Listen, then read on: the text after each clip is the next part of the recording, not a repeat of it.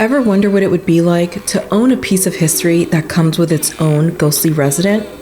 Well, buckle up, because by the end of this episode, you might think twice about picking up that vintage mirror at your next flea market visit. So grab your covers, turn off the lights, and let the frights begin.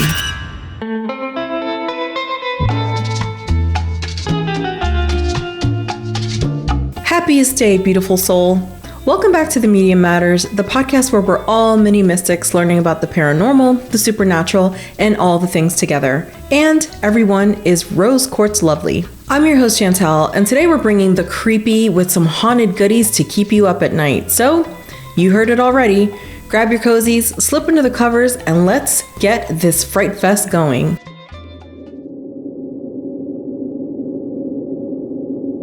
Our story begins in 2001 when a man named Kevin Mannis stumbled upon an old wine cabinet box at an estate sale in Portland, Oregon. The cabinet was simple, unassuming, and seemed like a great find.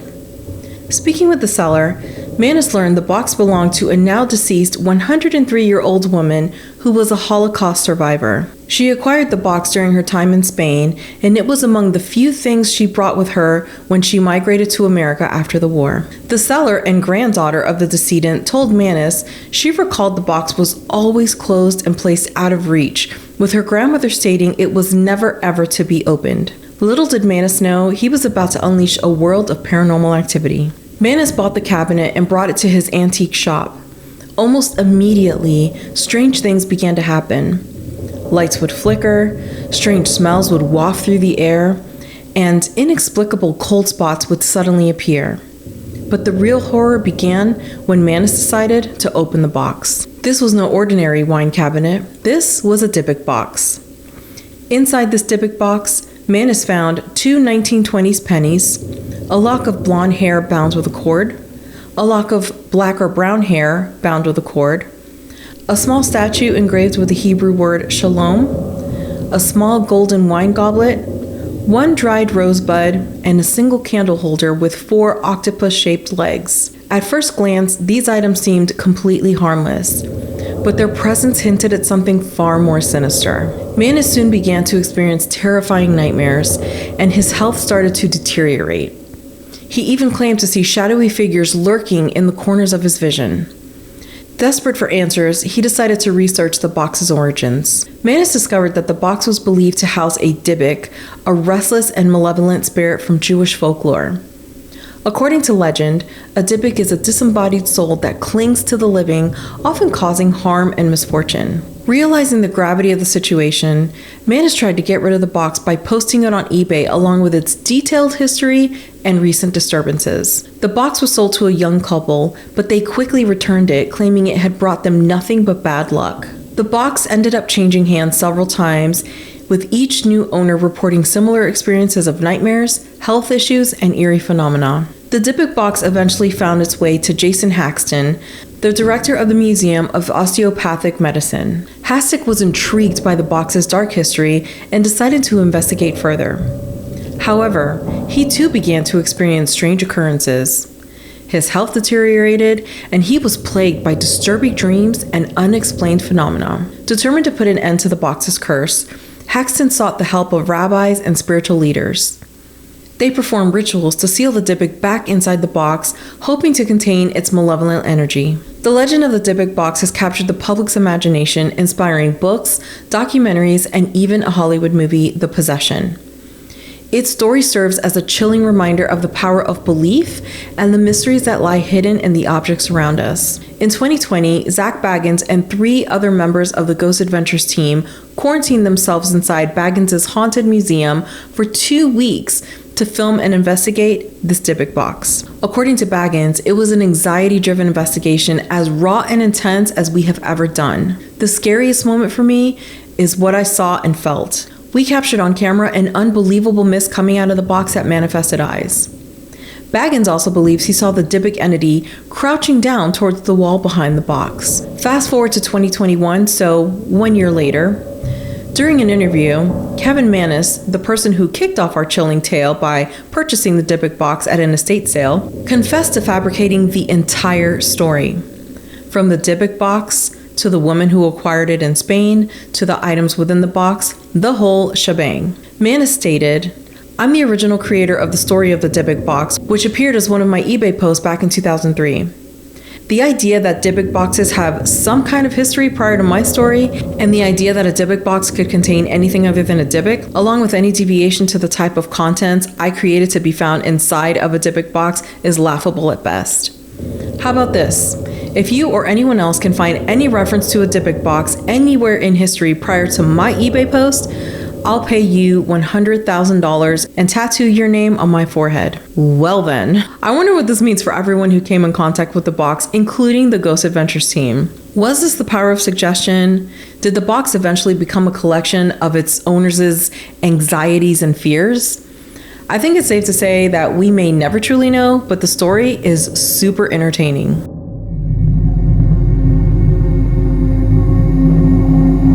Our next story begins in 1970 when a young nursing student named Donna received an innocent-looking Raggedy Ann doll from her mother as a birthday gift.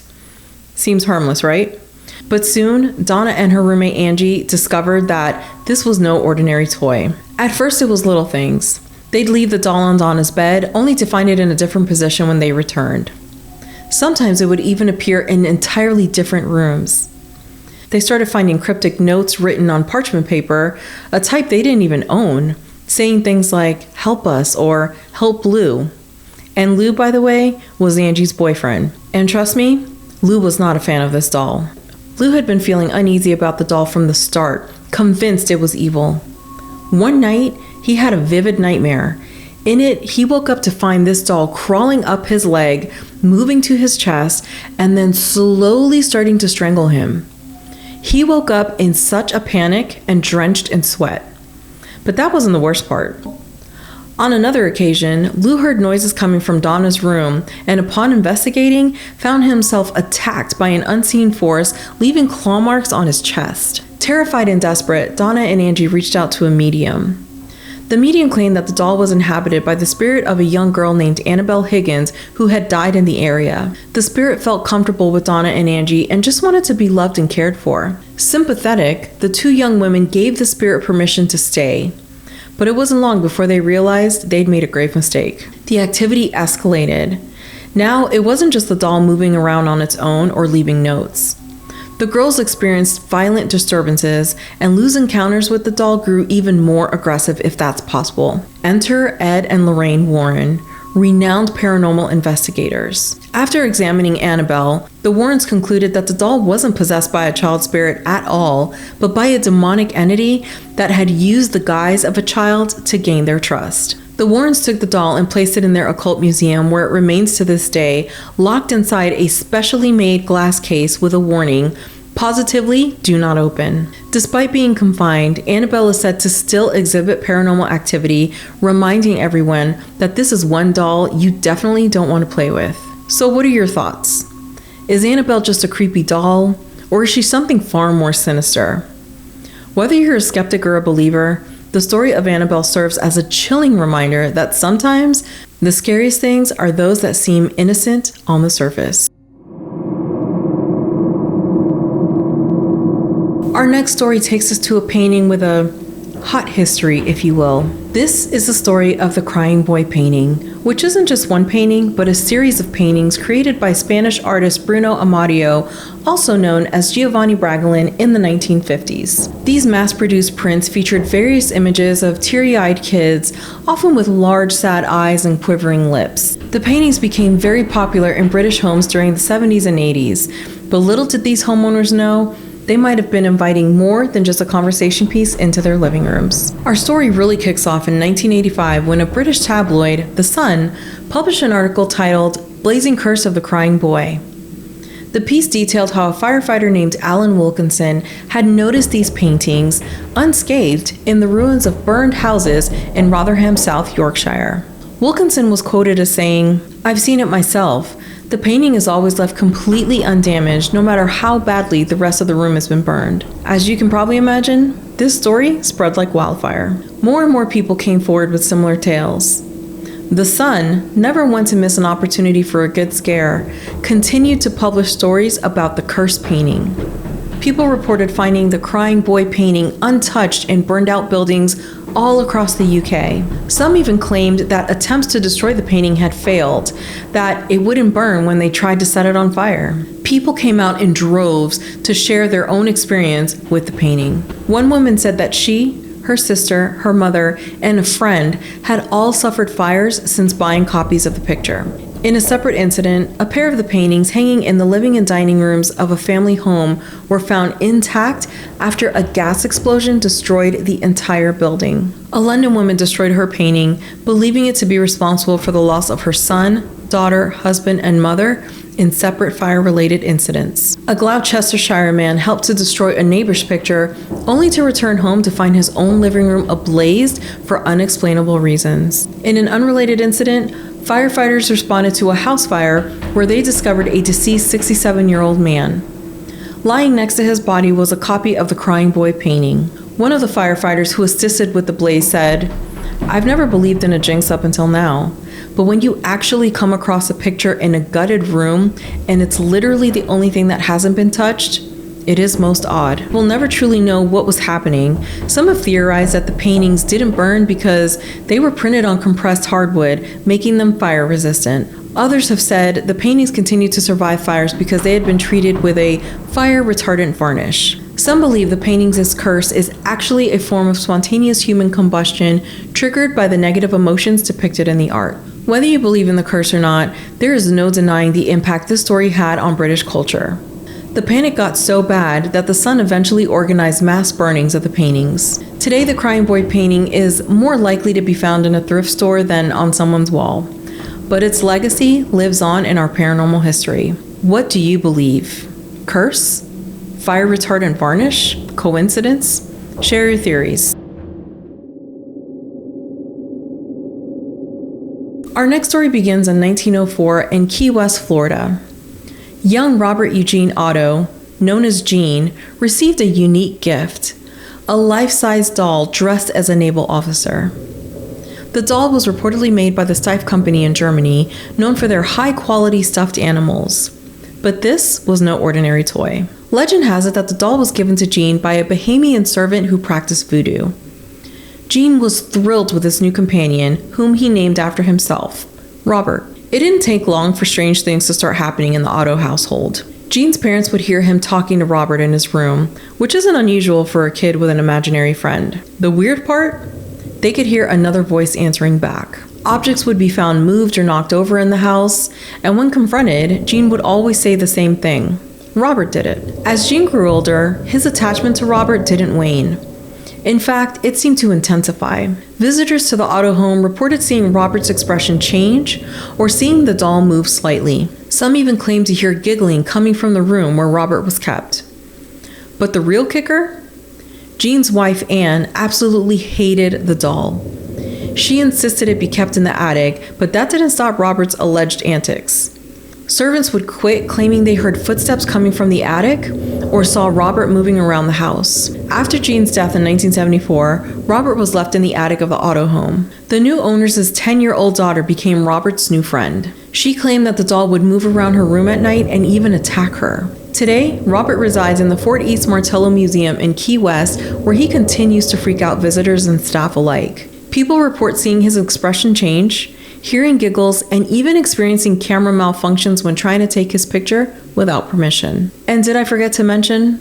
Robert demands respect. Visitors are required to ask his permission before taking photos, and those who mock or disrespect him allegedly suffer from bad luck, broken relationships, and even accidents. Robert has become something of a celebrity in the paranormal world. He's inspired books, movies, and even has his own Instagram account. This, I think I need to see. The legend of Robert the Doll is a fascinating blend of history and the supernatural. And whether you believe in curses or not, there is no denying the chilling experiences of those who have crossed paths with this seemingly innocent toy. So what are your thoughts? Is Robert really cursed?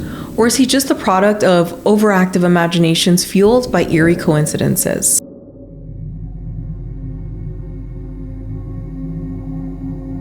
Imagine stumbling upon a painting at a thrift store, an artwork that immediately sends shivers down your spine. This is exactly what happened in 2000 when an unsuspecting couple bought a peculiar piece titled "The Hands Resist Him" from an eBay auction. Little did they know the painting would soon gain a reputation as one of the most haunted artworks in existence. The Hands Resist Him was painted in 1972 by artist Bill Stoneham. Now, Bill wasn't trying to create a haunted painting. He was just a guy with a canvas and a vision. The painting depicts a young boy and a creepy doll-like figure standing in front of a glass-paneled door. Behind the door, you can see several pairs of hands pressed against the glass. Bill says the painting was based on a childhood photograph of himself with a neighbor girl.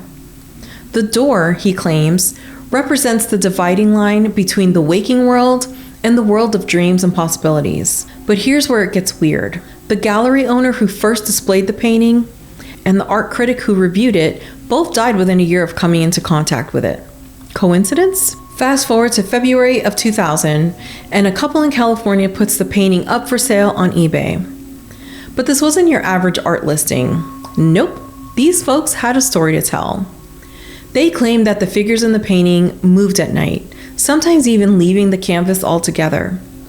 They said their young daughter had seen the boy in the painting enter her room, and that they'd caught the figures moving on motion-activated cameras. The listing went viral before going viral was even a thing. Intrigued by bizarre claims, thousands of people visited the auction page, and many reported feeling uneasy or physically ill just from looking at the images of the painting. Some even claimed that their electronic devices would malfunction, or that they experienced unexplained phenomena in their homes after viewing the painting online. The painting ended up earning the nickname eBay's Haunted Painting. The couple who sold it was kind enough to include a disclaimer saying they were not responsible for any supernatural consequences that might befall the buyer. So what happened to the painting after it was sold? Well, it was bought by Perception Gallery in Grand Rapids, Michigan.